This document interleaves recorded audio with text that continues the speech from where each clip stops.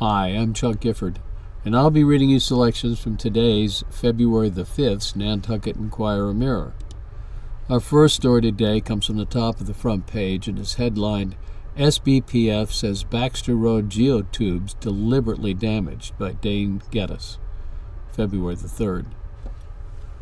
Sections of the geotube erosion control project at the base of the Baxter Road bluff were intentionally vandalized, according to the Sconset Beach Preservation Fund, which said a contractor documented cuts in the sand-filled fabric bags. The group said that the matter has been reported to the Nantucket Police Department and is asking anyone with security cameras covering the area or beach access between January 19th and January 31st to share footage. The SBPF representatives said an inspection found, quote, multiple intentional cuts, end quote, in the geotextile tubes and rejected suggestions that the damage was due to structural failure. Quote, the geotubes did not fail, end quote, SBPF Meredith Moldenauer said in a message to supporters. Quote, they documented multiple intentional cuts, clear evidence of deliberate vandalism, end quote. The Nantucket Coastal Conservancy, a nonprofit environmental advocacy organization that has opposed the project and been active in oversight and review of the geotubes, said that its representatives observed sections of collapsed or slumped geotubes and brought their concerns to the town's Natural Resources Department. In response to SBPF's claim that the damage was the result of vandalism, the group said it does not condone vandalism, but argues the tubes, if they had been properly maintained, would have been covered in a way that would have made them less vulnerable to the elements and vandalism. Quote, as for whether or not vandalism has occurred, I have no idea, end quote, Deanne Atherton of the Conservancy said. She said the geotubes are typically intended to remain covered with sand and can degrade when exposed to sunlight and the elements. The material, she added, is soft compared to rock or concrete and therefore inherently susceptible to damage. Burton Spruce Balkan, president of the Conservancy, said that if the tubes had been consistently covered and monitored, as required under the permits, that vandalism would have been really difficult. He added that there is no place for vandalism on the island, but called for more monitoring and oversight of the installation. Geotubes are large sand-filled fabric tubes installed as a form of coastal erosion control. Along the base of Baxter Road, they are intended to slow bluff erosion that threatens homes, infrastructure, and access to the Sankaty Head Lighthouse. The system has been in place for over a decade and has long been a point of contention between the SBPF, the town, and the Conservation Commission. Questions about maintenance are not new. The current 900-foot installation had previously been under a removal order due to non-compliance for failing to provide enough make-up or sacrificial sand. The order was paused while the Commission reviewed an expansion request last year. During more than a year of hearings, the sand deficit continued to grow. In March, the Conservation Commission ultimately approved the major expansion of the project with numerous conditions. The Commission found the existing installation significantly out of compliance for failing to provide required sacrificial sand. The Commission imposed a condition requiring SBPF to supply approximately 105,000 cubic yards of make-up sand, a figure that the group disputes, saying that a far smaller amount is needed to bring the project into good standing. The expansion approval itself is now under appeal. Environmental groups, including the Nantucket Land and Water Council and the Coastal Conservancy, have challenged the approval before the State Department of Environmental Protection, citing concerns about beach impacts and compliance history. A pair of Baxter Road homeowners filed separate appeals, focused specifically on why they say it is an unreasonable amount of sand to make up. It remains unclear how the affected sections of geotube might be repaired, how long that process could take, and still on the front page, our next story is headlined, Nourish Nantucket receives $1 million USDA grant for Food Security Hub by Kay Quigley. February 2nd. Nourish Nantucket announced Monday it has received a $1 million grant from the United States Department of Agriculture to support renovations at its recently purchased Boynton Lane property, the future home of the Nantucket Food Hub, including a permanent space for the Nantucket Food Pantry.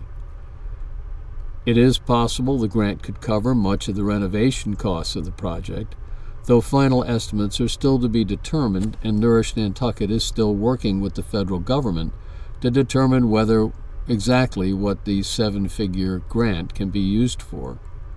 Regardless, securing the fund lifts a massive weight off the shoulders of the food security nonprofit and its partners, Nourish Nantucket Board President Brooke Moore said. This grant really gives us the freedom to think long-term in a way that you're less able to do if you're fundraising $1 million and then figuring out what's the best way to spend it, she said. We want to make sure that the ownership and operation of this building is sustainable financially for a really long time.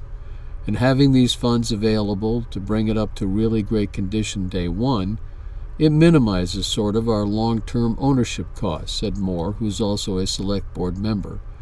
It's a game changer for us. With the building largely paid for, Nourish can now put more money and focus back into food programs and work toward its ultimate goal of eliminating food insecurity on Nantucket. This grant is a huge vote of confidence from our federal delegation, Senators Ed Markey and Elizabeth Warren, and their staffs who supported our application for congressionally directed spending, Nourish Executive Director Med Bauer said in a press release. It reflects the importance of collaborative local efforts to address the growing challenge of food insecurity on our island. The new space will bring together food security programs under one roof, with room for prepared meals, deer processing, food rescue, and more, making it easier for organizations to work together and serve our community efficiently. Its central location near schools and public transit will make it even more accessible to neighbors in need, she continued.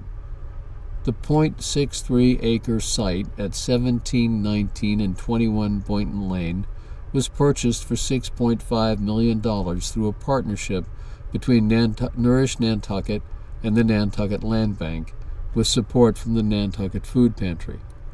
The Land Bank will oversee a basement-level venison processing facility, which has been up and running since December, while Nourish will occupy parts of the first floor, a second-floor office space, and lease a portion of the first floor to the Nantucket Food Pantry. 2 on-site apartments will be used by the Land Bank.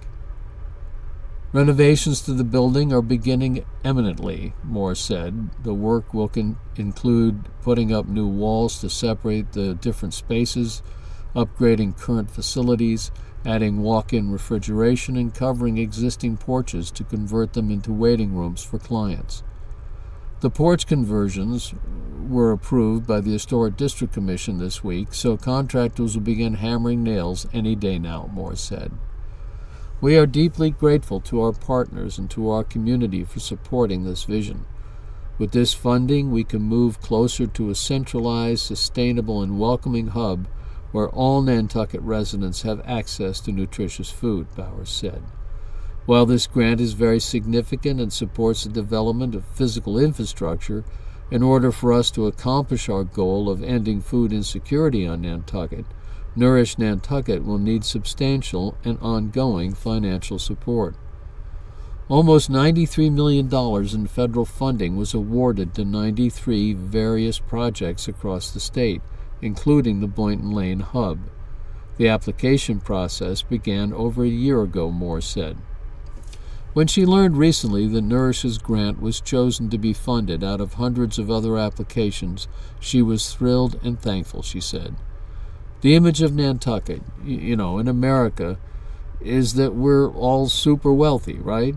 So for them to support this project at the federal level and show a real grasp of the reality on the ground for a lot of islanders, I appreciate that so much because it's not often understood, Moore said. Obviously, our state and federal delegations understand it, but to carry that message through to Washington and have it taken seriously through the funding process is invaluable to us. They've done a great job, Moore said of Markey and Warren. Convincing other legislators that there's a housing affordability problem on Nantucket, that there's a food insecurity problem on Nantucket, is an uphill battle because of the reputation we have. To carry that message through in a way that yields this kind of commitment of federal money, it's really meaningful for me, personally and for the community, she said. I'm proud to have worked with the entire Massachusetts delegation to secure over $92 million in funding this year for projects that will make our water cleaner, our environment healthier, our workforce stronger, and expand justice in our communities, Markey said in his own release. From Provincetown to Williamstown, from Chelsea to Chicopee, it's critical that we bring federal resources to our communities to make life better for everyone who calls the Bay State home. I fought hard to secure this $30 million in funding because Massachusetts families deserve safer roads and flood infrastructure, cleaner water, a strong fishing economy, and programs to protect our youth. This funding will also preserve Nantucket's leadership in cutting-edge research. I'm grateful for Nantucket's leaders, partners. I'm grateful for Massachusetts leaders' partnership in securing this funding, Warren said in the release. Stay tuned to ACT.net for updates on the facility as it progresses. Our next story is headlined, "The Storm That Wasn't. No Snow but High Winds. Harbor Ice Cancel Boats," by Joshua Balling. February 4th. Sunday's storm, originally predicted to pack an even more significant punch than the one that slammed the island last week, had significantly less impact, with no snow but high winds that canceled ferry service for most of the day. Frigid temperatures, however, continued to cause significant icing problems in Nantucket and Hyannis harbors, canceling Highline fast ferries for several days and keeping scallop boats at the dock for the better part of the week. Harbor Master Sheila Lucy said that a Coast Guard icebreaker will likely be making its way to the island this week to work on keeping the channel into and out of Nantucket Harbor open so Steamship Authority and Highline ferries can operate. At least one gust of 48 miles an hour was reported over the island on Sunday, but only a few scattered flurries fell early in the afternoon. The Steamship Authority canceled all service on Sunday and the 6:30 a.m. Monday departure from Nantucket due to the weather conditions. But there was just one car and 2 trucks on standby in Hyannis and none in Nantucket Monday morning. Highline cruises also canceled all Saturday and Sunday service due to a combination of high winds and ice conditions that forced the first boat leaving Hyannis Harbor on Saturday morning to return to dock. With harbor ice disrupting some high-speed ferry service, Cape Air added an extra evening flight between Nantucket and Hyannis Monday through Wednesday. 1 to 2 feet of flooding was expected in low-lying areas during high tide on Sunday, but largely didn't materialize, although there was less than a foot of water along Easy Street around midday. Lucy closed the Children's Beach Storm Gate at 4 p.m. Saturday and continues to advise all mariners with boats still in the water to leave them well secured in their current locations. The harbor is continuing to ice over, and it's dangerous to move boats through ice, she said on Friday. Saltwater ice is not safe, and the thickness is unpredictable. Please stay away from the water's edge and do not attempt to walk on saltwater ice. Nantucket Harbor and Nantucket Harbor are already iced up along the edges and in shallow areas, including the Nantucket Boat Basin, the town pier, and toward the head of the harbor, Lucy said. Given the continued extreme cold, town officials urge residents to use heating appliances safely and follow manufacturer instructions. Do never use outdoor heating equipment, grills, or generators indoors or in enclosed areas. Ensure smoke and carbon monoxide detectors are functioning properly. Keep space heaters away from combustible materials and do not leave them unattended. Lucy is advising everyone to stay off saltwater ice and use extreme caution when walking along the water's edge, as it can vary in thickness and be very unsafe. High temperatures are not expected to exceed freezing for at least another week, with low temperatures in the mid-teens to mid-20s. Our next story is headlined, Beechwood Farm Eyed as First Site for Land Bank Deer Damage Permit by Dean Geddes.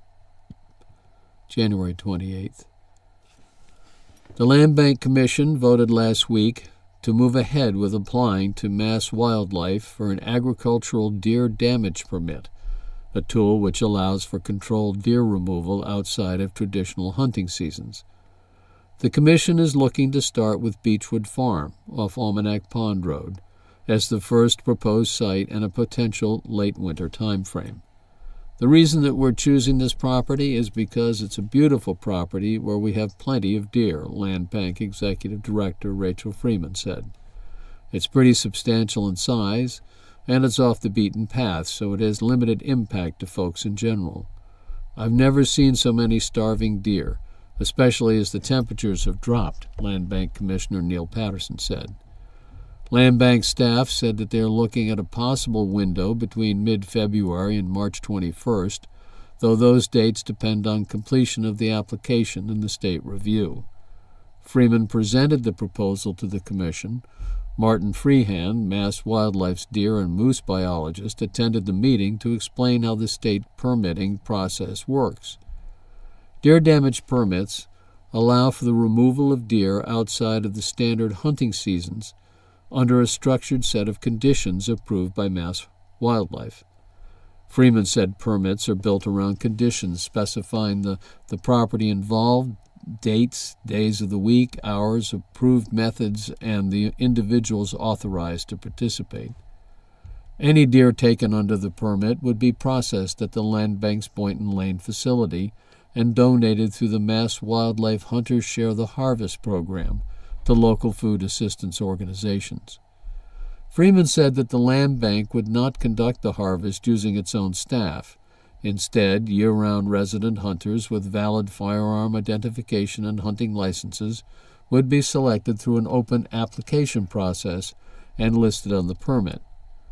Feehan said that the Mass Wildlife works with applicants to tailor each permit to the property and situation, with the state retaining final authority over what is allowed. Commissioners also asked about how similar permits are being used on Martha's Vineyard. Feehan said that Mass Wildlife is working with additional farmers and landowners there and looking to expand use of deer damage permits. Nantucket and Martha's Vineyard have long had some of the highest deer densities in Massachusetts, with no natural predators and limited hunting access on many properties. Wildlife officials have said that the overabundance of deer has led to impacts to agriculture and landscaping, along with deer vehicle collisions, tick-borne disease, and increased coastal erosion. They estimated deer densities exceed 100 deer per square mile in some areas of Nantucket, more than 10 times higher than the 12 to 18 per square mile the state recommends for a healthy population, and equating to about 6,000 to 10,000 total deer on the island. Our next story is headlined, Two Arraigned in Nantucket Superior Court by Sarah Roberts, January 24th. Two separate arraignments were held on rape and drug trafficking charges during Nantucket Superior Court's January session, held in Barnstable District Court late last month. Henry Heiser, 44, of 17 Old South Road, was arraigned on one count of rape. Heiser pled not guilty to the charge and was ordered to return to court May 12th for a pre-trial conference. Heiser was released on personal recognizance. The alleged victim told investigators in January of 2025 that Heiser made sexual advances toward her and sexually assaulted her while she was at his home during the summer of 2024, according to the police report. She rebuffed his attention, but he continued, she told police. Nicole Pellrine, 32, of Dunstable, was arraigned on one count of trafficking more than 10 grams of fentanyl and one count of trafficking between 18 and 36 grams of cocaine. She pleaded not guilty to both charges and was ordered to return to court May 12th for a pre-trial conference. According to the police report read by prosecutors at her district court arraignment in May, Pelrine was visiting Nantucket with a friend when she called 911 around 2 p.m., May the 25th, to report that he was experiencing an overdose. Emergency personnel arrived on the scene at Heller's Way and administered Narcan to the victim, which was ineffective, according to the report. The victim was transported to Nantucket Cottage Hospital and later flown to Brigham and Women's Hospital in Boston. According to the police report, Pelrine told police that the victim consumed 70 Adderall pills, quote, thinking they were Reese's Pieces, end quote. Police officers obtained a search warrant and found substances alleged to be 78.5 grams of crack cocaine, 2 canisters of nitrous oxide with a net weight of 2,700 grams, heroin, crack pipes, and other drug paraphernalia, according to the police report. Pelrine's lawyer argued that the case falls under the state's Good Samaritan law, which discourages charges from being filed when someone calls emergency services to report an overdose. Possessing a trafficking amount of drugs, however, is exempt from the Good Samaritan law. Pelrine's attorney also argued that the drugs found at the scene were not hers. In other Superior Court news, Kedrick Pleasant, 48, of 15 Amelia Drive, had his first pre-trial hearing on charges of rape, indecent assault and battery on a person 60 years or older or disabled, indecent assault and battery on a person 14 years or older, trafficking of a person for sexual servitude, and paying for sexual conduct. Pleasant's lawyers are going through discovery, and his next pretrial conference was scheduled. Our next story is headlined, Busy Week to Nantucket District Court's First Jury Week of the Year, by Sarah Roberts, February 4th. Motor vehicle assault and drug charges topped a busy week in Nantucket District Court. Lamar Beckford, 32, of 6 Forest Avenue, had a March 2, 2024 charge of operating a motor vehicle while under the influence of alcohol dismissed after being continued without a finding for 1 year. Giovanna Fuller, 30, of 22 Appleton Road, was arraigned on November 20, 2025, charges of operating a motor vehicle without a registration sticker and unlicensed operation of a motor vehicle. Not guilty and not responsible pleas were entered on her behalf. The case will be dismissed on the condition she pays $100 in court costs. Trayvon Grant, 20, of Texas, had a February 2, 2024 charge of assault and battery on a family or household member dismissed after completing 6 months of pretrial probation. Maladis Murcia de Carranza, 49, of 20 Gregland Avenue, had August 4, 2024 charges of operating a motor vehicle under the influence of alcohol, negligent operation of a motor vehicle, possession of an open container of alcohol on a motor vehicle, and failure to stop or yield, dismissed due to a lack of prosecution. Isamare Nunez, 33, of 1 White Whale Lane, had a December 3, 2025 charge of assault and battery dismissed due to a lack of prosecution. Nicole Pelrine, 32, of Dunstable, had a nolle prosequere order filed by prosecutors on a May 25, 2025 charge of trafficking more than 18 grams of cocaine but less than 36 grams following an indictment in Superior Court. A charge of possession of a Class A drug was dismissed due to a lack of prosecution. The charges have been transferred to Superior Court. Ilio Perez, 49, of 12 Celtic Drive, will have a February 27, 2025 charge of assault and battery dismissed after being continued without a finding for 1 year. Craig Richard, 42, of Connecticut, had an October 19, 2024 charge of operating a motor vehicle under the influence of alcohol dismissed after being continued without a finding for 1 year. Henry Heiser, 44, of 17 Old South Road, had a nolle prosequere filed by prosecutors on 2 January 5, 2025 charges of rape following an indictment in Superior Court. Anderson Del Brito, 48, of Rhode Island, had on April 19, 2008, charges of operating a motor vehicle under the influence of alcohol, operating a motor vehicle with a suspended license, and a marked lanes violation dismissed due to a lack of prosecution. Ryan Sillery, 47, of Florida, was arraigned on July 4, 2024, charges of operating a motor vehicle with a suspended license, operating a motor vehicle with a suspended registration, and operating an uninsured motor vehicle.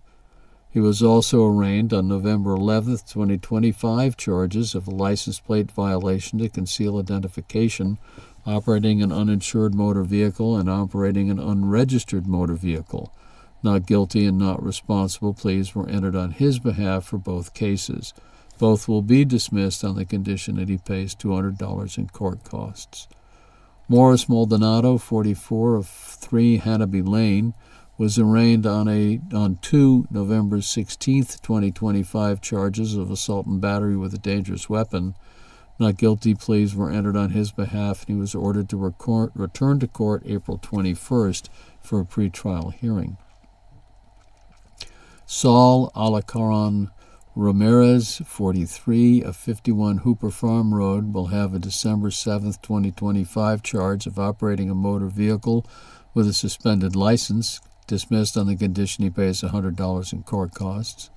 Edward Mascolo, 64, of Connecticut, had an August 23, 2025, charge of operating a motor vehicle under the influence of alcohol, dismissed after being continued without a finding for 1 year. Henderson Contreras Mateo, 24, of 9 Bailey Road, was arraigned on January 10, 2025, charges of unlicensed operation of a motor vehicle and operating a motor vehicle not meeting RMV safety standards. Not guilty and not responsible pleas were entered on his behalf. The case will be dismissed on the condition he pays $100 in court costs. Yanni Beletek Lemieux, 23, of 8 Nobodere Way, was arraigned on November 23, 2025, charges of failure to stop or yield an unlicensed operation of a motor vehicle. Not guilty and not responsible pleas were entered on his behalf. The charges will be dismissed on the condition he pays $100 in court costs.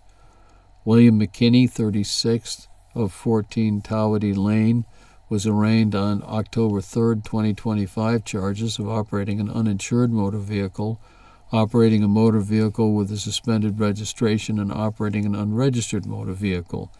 Not guilty and not responsible pleas were entered on his behalf. The case was dismissed at the request of prosecutors, and he was found not responsible for the charge of operating an unregistered motor vehicle. Nantucket District Court wasn't in session last week due to the snowstorm, but the week of January 20th saw a handful of arraignments and dispositions. Mateus Espilito, 26th, of 66 Prospect Street, was arraigned on January 19th, charges of unlicensed operation of a motor vehicle and failure to stop or yield. Not guilty and not responsible pleas were entered on his behalf. The charge of unlicensed operation of a motor vehicle will be dismissed on the condition he pays $100 in court costs, and he was found not responsible for failure to stop or yield. Christopher Brownell, 39, of 9 Surfside Drive, was arraigned on a December 4th charge of violating an abuse prevention order. A not guilty plea was entered on his behalf, and he was ordered to return to court March 2nd for a pretrial hearing. Cassandra Boustros, 36, of 29 Essex Road, had an April 30th, 2024, charge of assault and battery dismissed after being continued without a finding for 18 months. James Cabral, 48, of 8 South Shore Road, was arraigned on January 14th, charges of operating a motor vehicle with a suspended license, operating a motor vehicle without an inspection sticker, and a miscellaneous motor vehicle equipment violation. Not guilty and not responsible pleas were entered on his behalf. The charge of operating a motor vehicle with a suspended license will be dismissed on the condition he pays $100 in court costs. He was found not responsible for the inspection sticker and miscellaneous motor vehicle equipment violations. Oliberto Esteban, 32, of 62 Arkansas Avenue, had a September 29, 2025, charge of assault and battery on a family or household member, dismissed due to a lack of prosecution. Juan Flores Sola, 31, of 5 Hanaby Lane, had a default warrant issued for his arrest for failure to appear in court for a pretrial hearing on July 19, 2025, charges of operating a motor vehicle while under the influence of alcohol, negligent operation of a motor vehicle, and a marked lanes violation. That's all I have time for. This is your reader, Chuck Gifford, saying goodbye, and thanks for listening.